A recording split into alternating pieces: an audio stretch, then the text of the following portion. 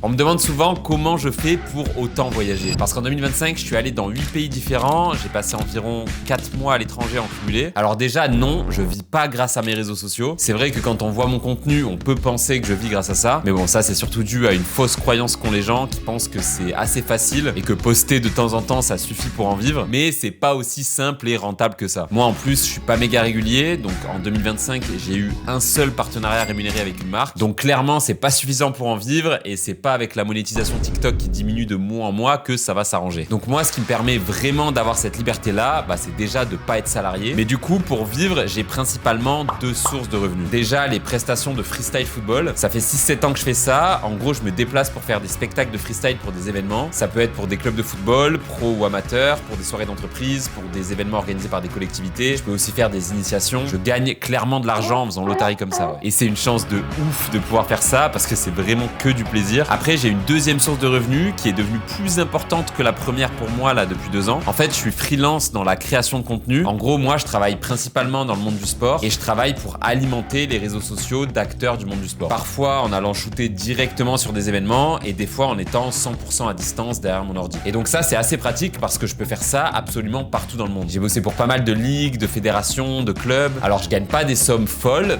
mais j'ai du temps. J'ai la liberté de m'investir dans des projets perso comme mes réseaux sociaux. Et j'ai surtout la liberté de bouger et ça aujourd'hui pour moi c'est le plus important.